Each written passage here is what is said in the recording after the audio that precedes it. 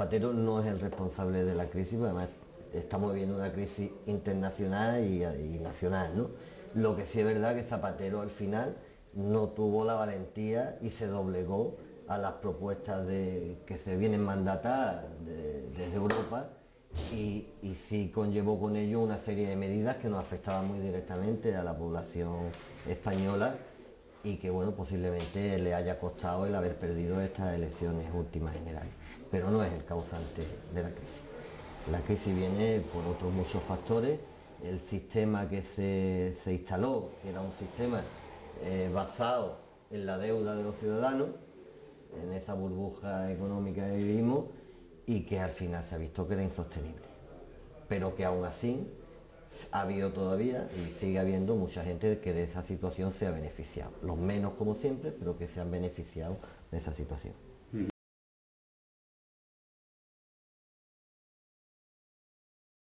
Bueno, la situación sí que se veía venir, no voy a decir que la veía venir yo, sí que había mucha gente, de hecho desde comisiones obreras de nuestra federación estatal, ya en el año 2006 se preveía y se dijo que el sistema instaurado y sobre todo basado fundamentalmente en la construcción residencial no era sostenible, al margen de los muchos luego elementos que han conllevado la crisis, el sistema de financiación, los bancos, en fin. Pero desde Comisiones Obreras sí se dijo ya, anterior al que se dijera que realmente estaba en una situación de crisis, que la situación era insostenible y que había que adoptar medidas desde ya. Pero esta situación de la construcción, por ejemplo, porque es la gran burbuja de España, no se creó con el socialismo, esto viene de época de Aznar, ¿no? Hombre, evidentemente, o sea, Claro. esto no es una situación que la haya creado el gobierno del PSOE que ha gobernado en los últimos 8 años, esto viene de mucho más atrás, de hecho, posiblemente más fomentado cuando gobernaba el Partido Popular, donde se creó ese invernadero y se propició esas recalificaciones de terreno que propició que bueno, grandes empresas crearan grandes fortunas, que son, como te decía antes, las que siguen manteniendo esas grandes fortunas. Al final los perjudicados han sido los de siempre. Han sido, en primer lugar, el conjunto de los trabajadores y luego muchas pequeñas y medianas empresas que dependían de esas grandes fortunas.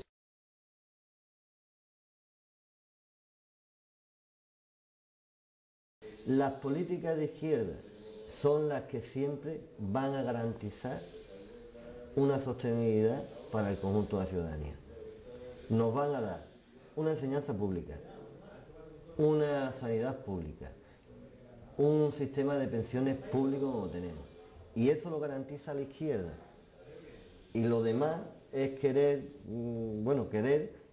hacer lo que ha hecho el señor Rajoy con este último decreto, que es cargarse y empezar a dinamitar esos pilares fundamentales que se han ganado por la izquierda históricamente en España, y a base de mucha lucha. Y como ocurre también en comunidades autónomas gobernadas por la derecha. Madrid, por ejemplo, la sanidad pública se la ha cargado, ¿no? Efectivamente. En Madrid, pues bueno, ya tenemos una experiencia, ¿no? Un vivero ahí, ¿no? Y poniendo unos cánones para el tema de las recetas médicas, creo que es también en Madrid, o si no en otra comunidad, pero donde está gobernando la derecha, se prima siempre el acceso más fácil a aquellos que tienen un capital. Y siempre estaremos... Yo creo que de esto la gente no es muy consciente. Y digo consciente, si hablamos coloquialmente y hablamos con cualquier trabajador, yo me hablo más con los albañiles porque soy albañil, ¿no? Asumimos ya como algo inherente de que, bueno, que si yo pago 120 euros a un servicio, a una clínica privada, oye, que estoy mejorando mi calidad de vida y que, bueno, y que me prestan un servicio que a lo mejor la sanidad pública no me lo da. Yo creo que es que hemos perdido el norte. En general, hemos perdido el norte. La sanidad pública la tenemos porque la hemos peleado. La ha peleado la clase trabajadora. La clase trabajadora la pelea de la mano de la izquierda, no la pelea de otra mano. Y todo lo demás, que nos puede parecer en un momento determinado algo fácil, algo que el coste económico en un momento determinado es poco, es abrir una puerta a la privatización. Y cuando esa puerta se abre, al final se nos cierran las puertas de lo público, lo que garantiza el bienestar de la mayoría del conjunto de la ciudadanía. Sí. Sobre todo ahora, por ejemplo, en Castilla-La Mancha, Cospedal está haciendo todos los recortes habido y por haber, sanidad, educación, y que no le tiembla el pulso, y que dice que eso es para ahorrar, pero es un ataque a la clase trabajadora directamente. Es una clase total, un ataque total y brutal.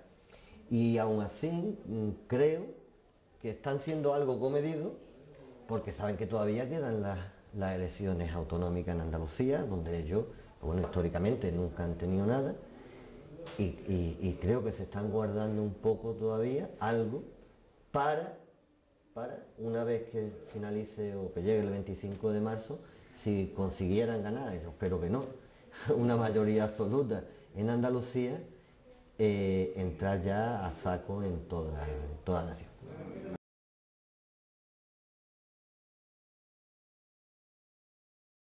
Esa falta de control, esa facilidad para especular, y especular los que siempre han especulado, los que siguen especulando, porque aún todavía se sigue especulando, es decir, tenemos un parque de viviendas en Málaga de 16.000 viviendas, pero es que con esas viviendas siguen especulando aquellos que hoy o que antes han generado riqueza con esa especulación y ahora la siguen teniendo.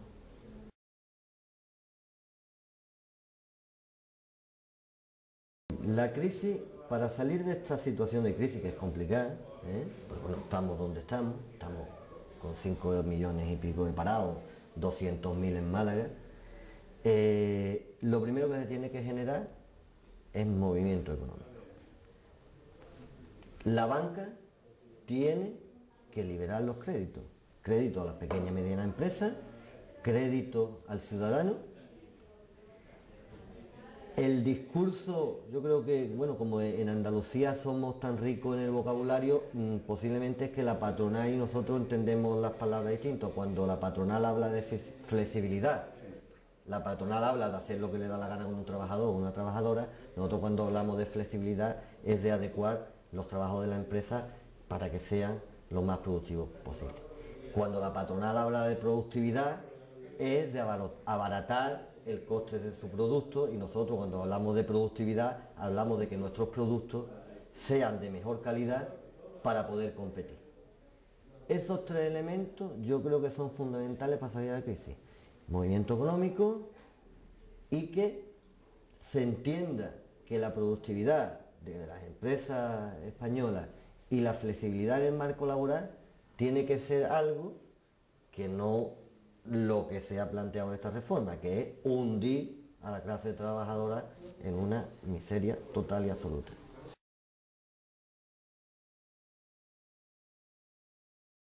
Los bancos siguen teniendo beneficios, aún en situación de crisis, vamos, no lo digo yo, lo dicen los datos que presentan ellos anualmente, ¿no? Ellos siguen teniendo beneficios. Incluso ha habido bancos, entidades que han tenido más beneficios en el año 2011 que en años anteriores, ¿no? Dinero, lo que es dinero, sí es verdad que había un sistema, el sistema que se instauró, el sistema de pagaré, por ejemplo, en el tema inmobiliario, dinero en cash realmente no ha habido, pero no ha habido en el movimiento de empresas, subcontratas, empresa principal, promotora. Ahí ha habido un falso dinero, ¿vale? Que por eso al final cuando se corta el grifo deja tirado a tantas pequeñas y medianas empresas. Pero las bancas sí tienen dinero, y de hecho no es que tengan, encima es que le estamos inyectando dinero, fondos públicos. A lo mejor esos dineros que se está inyectando en la banca habría que inyectarlos para incentivar la generación de empleo, para invertir en I+D+I, ¿no? Que las empresas seamos competitivas, porque es que no estamos quedando. Al final España se está quedando en una situación de incompetitividad en el marco europeo. De hecho, el último acuerdo con Marruecos pues nos deja en una situación, el campo de Almería, de Valencia, pues nos deja en una situación de incompetitividad total y absoluta.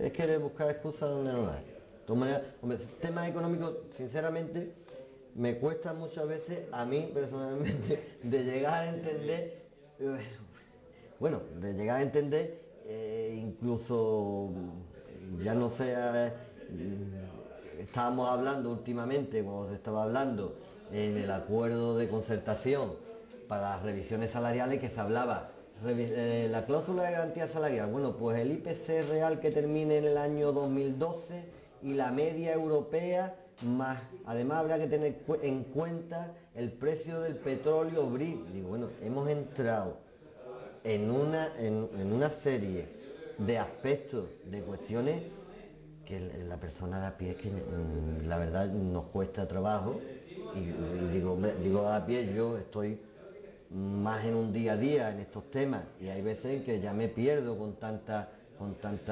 elucubraciones, ¿no? Y buscar excusas donde no las hay. Pero que es una mentira descarada. Es una mentira.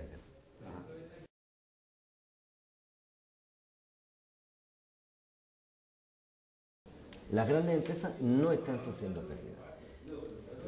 Han dejado de obtener los beneficios millonarios que habían tenido.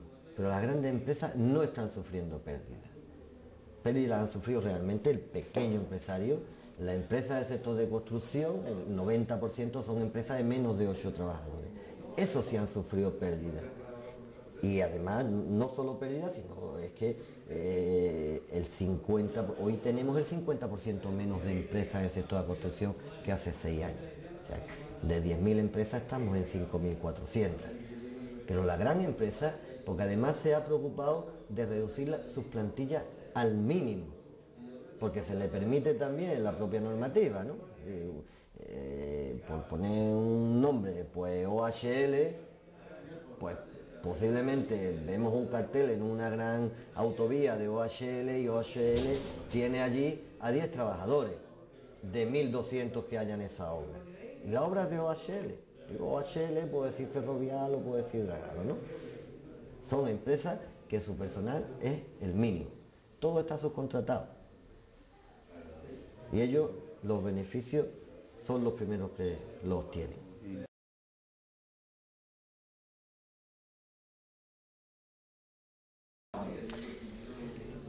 La reforma laboral, primero, y no lo decimos nosotros, lo dijo Rajoy, no va a generar empleo, lo dijo él, ¿no? Lo ha dicho él, lo ha dicho Cospedal, no va a generar empleo. Da carta blanca al empresario a modificar todas las condiciones sustanciales de trabajo. Da carta blanca a despedir a un trabajador sin indemnización, con un contrato que se han sacado de no sé dónde, un contrato que puede tener 1 año de duración el periodo de prueba, y que si despide al trabajador o la trabajadora durante ese año sin causa, no tiene ni que justificar la causa, no tiene indemnización. Inconstitucional, lo decías tú, y lo estamos valorando desde los gabinetes jurídicos de comisiones obreras, que se prime la contratación de un trabajador desempleado desempleado cobrando una prestación porque se le bonifica con el 50% de la prestación por desempleo al empresario.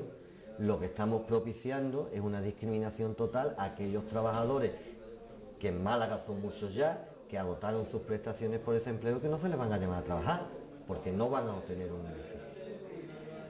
Es constitucional, por lo que decía antes, el periodo de prueba, este contrato, el periodo de prueba es algo que tiene una función, que es demostrar tu capacitación profesional para el puesto de trabajo que desempeñas. Y eso se demuestra en 15 días, en un mes como máximo, como recogen los convenios. En 1 año no tienes tú que demostrar tu cualificación profesional. Hay más elementos que están estudiando, decía antes, nuestros gabinetes jurídicos,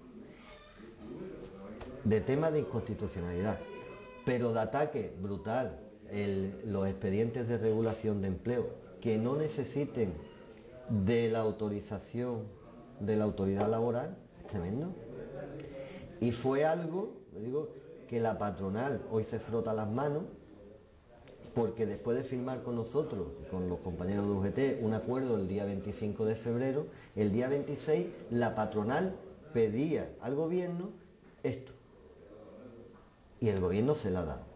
Y hoy se me ponían los pelos de punta porque escuchaba al presidente de la Confederación de Empresarios de Málaga diciendo que no están del todo contentos con la reforma laboral, porque todavía en España es muy caro contratar a un trabajador, cuando la reforma les está dejando la libertad para que bajen los salarios, los puedan mandar a, como ha dicho este del PP hoy, a Laponia, o le quitamos la prestación por desempleo. En fin, le han dado libertad absoluta. Es un atentado, ¿verdad? Es un atentado contra los pilares del bienestar social.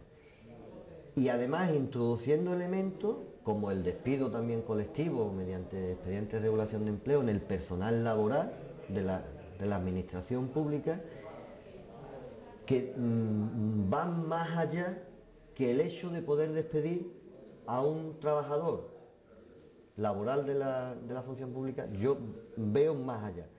Están dinamitando lo que es lo público, lo que es, como decía al principio de la entrevista, lo que nos garantiza a la mayoría de los ciudadanos el poder acceder a una enseñanza pública, que nuestros hijos puedan estudiar, que nuestros hijos y nuestros mayores y nosotros podamos ir a un médico, que tengamos unas pensiones. Eso es lo que está tratando de dinamitar el gobierno, y yo creo que la gente no lo está viendo, que cuando se habla en una reforma laboral y dicen ya podemos despedir al personal laboral de la administración pública, la gente piensa que es que estamos hablando de un funcionario que llega a las 10 de la mañana, que se pone a leer el periódico y que después se va a tomar una café. No, de eso lo hay en todos lados, y habrá funcionarios que lleguen tarde, lo mismo que hay personal que llega tarde a las empresas privadas, pero también de la misma forma que la empresa privada hay trabajadores que cumplen su jornada laboral y con cargas de trabajo, en la administración pública también hay muchos compañeros y compañeras que tienen sobrecargas de trabajo. Vámonos a una oficina del INEM, por ejemplo, a ver si hay una sobrecarga de trabajo, incluso agresiones físicas que sufren algunos trabajadores y trabajadoras en esta oficina. Entonces yo creo que es un ataque brutal, y que todo tiene, la única manera de frenar esto es que la gente, el conjunto de la ciudadanía, se conciencie y que tomemos las calles. Lo hemos hablado antes. Creo que también esto es fruto de la debilidad que el conjunto de la ciudadanía hemos mostrado. La gente, desde el gobierno anterior y desde el anterior y con este, cada vez que se ha tomado una medida, la gente ha estado muy pasiva, parece como resignado a que ya es que, bueno, no podemos hacer nada. Y hemos hecho, posiblemente generaciones anteriores a mías, hemos hecho mucho más y hemos conseguido mucho más que ahora nos toca que luchar. Pero pasa por ahí, porque la gente se conciencie y la gente lo pelee.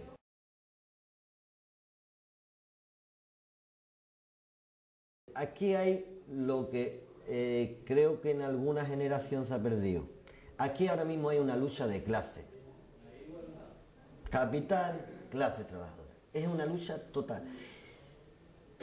Mi impresión, igual tú la compartes, es verdad que ha habido una generación entre medio que parece que esto vino caído del cielo, que lo que tenemos nos lo regalaron y que como lo tenemos se iba a mantener en el tiempo indefinidamente.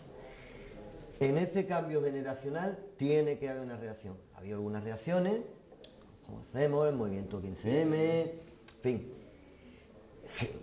los chavales estos de Valencia agredidos por la policía, que son dignos de mencionar, porque estamos hablando de chavales jóvenes, en fin. Está viéndose rebrote, pero eso hay que consolidarlo. Eso no pueden ser brotes que se diluyan, ¿no? Al final eso hay que consolidarlo. Y hay que consolidarlo, y yo estoy convencido, desde o donde o a través, porque al final el sindicato es una herramienta, el servicio de los trabajadores, y hay que canalizarlo ahí, porque somos los interlocutores válidos, porque tenemos la representación, porque nos han dado los trabajadores, no por otra cosa, y hay que canalizarlo por ahí, y a través de los sindicatos, en este caso de comisiones obreras, unificar todas esas fuerzas y sacarlas a la calle. De momento sacarla nada más a la calle. Ya luego veremos.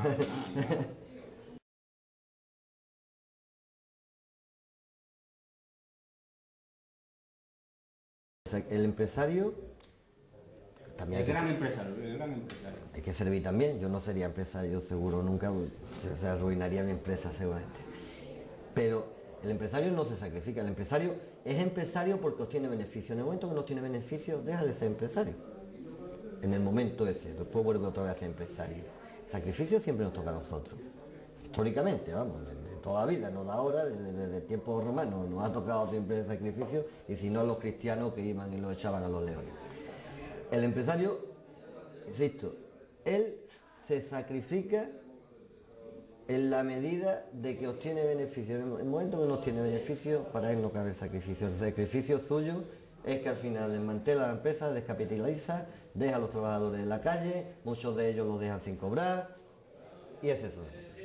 Ellos al final, cuando pasa la tormenta, vuelven a salir con otras empresas, muchos casi con el mismo nombre, resurgen y siguen teniendo los mismos bienes o algo más y sin problema. Y sin embargo van dejando ahí una lastra tremenda.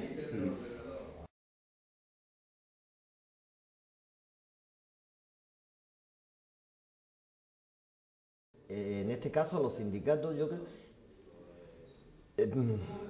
un poco como con los funcionarios, ¿no? Ha llegado un momento en que ha calado un mensaje, eso sí, una lluvia muy fina, pero no de ahora, sino de hace 4 o 5 años, una lluvia muy fina, un mensaje muy corto, pero muy contundente en contra de los sindicatos de clase. Estamos subvencionados, liberados, en fin. Y eso al final a la gente le va calando. Pues bueno, yo qué sé, nos ponen una tele por delante y no es que seamos ni más tontos ni más listos, pero que nos va calando y nos va calando, y se ha creado esa impresión en la sociedad, en una parte de la sociedad. Problema, que no es un ataque contra el sindicato.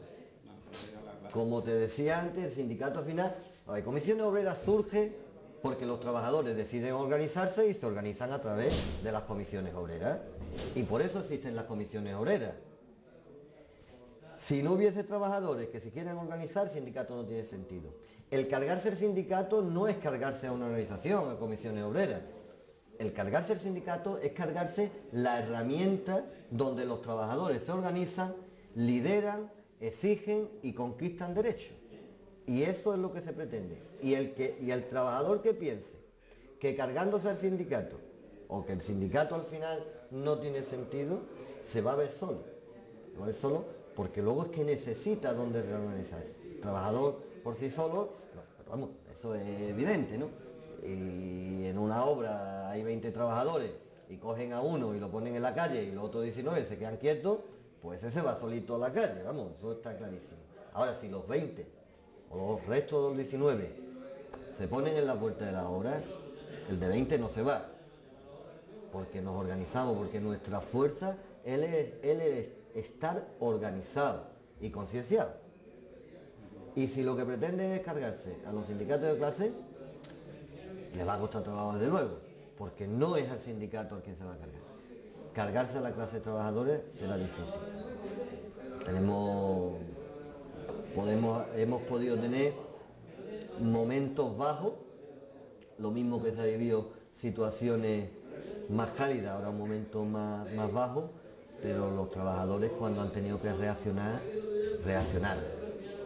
Granada hace 40 años, los trabajadores del sector de la construcción se echaron en huelga para reivindicar 40 horas semanales. Mataron a 3 compañeros de comisiones obreras, uno de ellos de un tiro en la 100, hace 40 años. ¿En qué año fue? Hace 40. Estamos ya para el 41, hace 40 años, lo puedes mirar en la hemeroteca. 3 compañeros, uno de ellos con 26 años, murió de un tiro en la 100 y estaban reivindicando jornada de 40 horas semanales y una subida de 128 pesetas, creo recordar.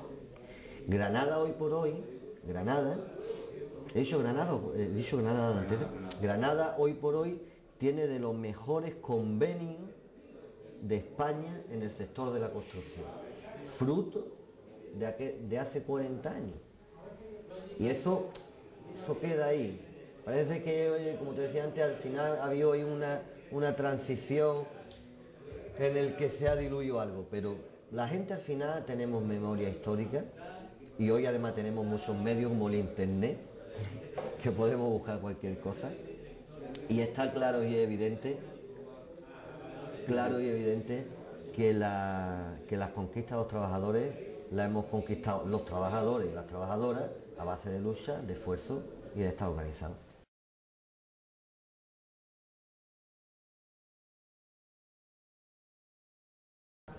Tenemos que hacer lectura de eso, ¿eh? La represión, la carga policial que han sufrido estos chavales en Valencia, hay que hacerle la lectura. Es una llamada de atención porque yo no recuerdo últimamente en España, o por ejemplo en Málaga, donde hemos tenido movilizaciones fuertes.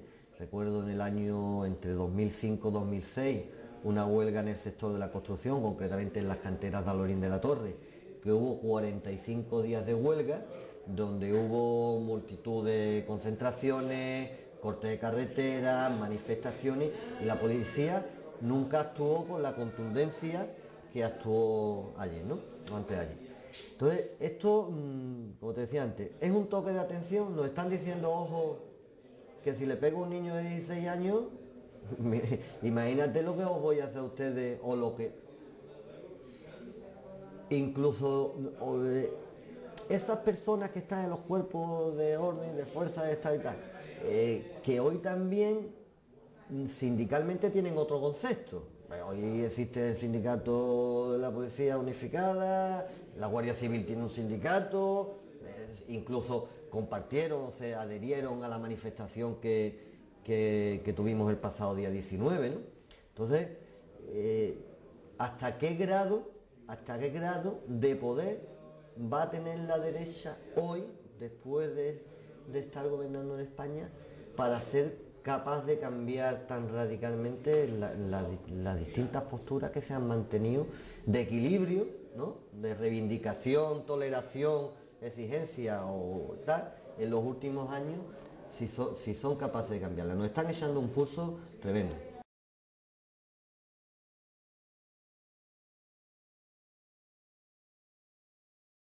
Comisión Obrera no tiene miedo a nada. Lo que sí es verdad, muy sinceramente, nadie nos va a marcar los tiempos, ni nos lo marcó Zapatero, ni nos lo va a marcar el gobierno del PP, los tiempos para convocar una huelga.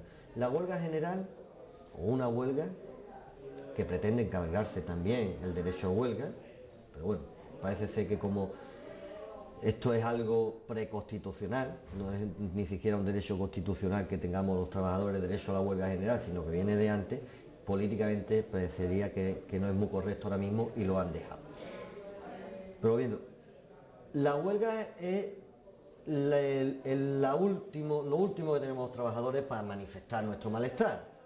La huelga tiene que tener un objetivo claro y además con ciertas garantías de cumplir ese objetivo, porque tampoco podemos defraudar. Una huelga es un coste importante para un trabajador o una trabajadora. Entonces, el llegar a la huelga llegará si se dan todas las condiciones. El día 29 va a ser muy importante otra vez. Volvemos a tener manifestaciones a nivel europeo en este caso. Lo misma respuesta, no, más tiene que ser el día 29 y tenemos que crear ese caldo para que lleguemos a una huelga fortalecido, para que la gente esté convencida de que hay que ir a la huelga. No nos tenemos que convencer Comisiones Obreras, nosotros estamos convencidos de que la huelga es una herramienta importantísima, pero se tiene que convencer el conjunto de la ciudadanía. Lo vamos a convencer, evidentemente, salvo que el gobierno rectifique y no sea necesario, porque la huelga no nos agrada a nadie. Es duro llegar a una huelga general.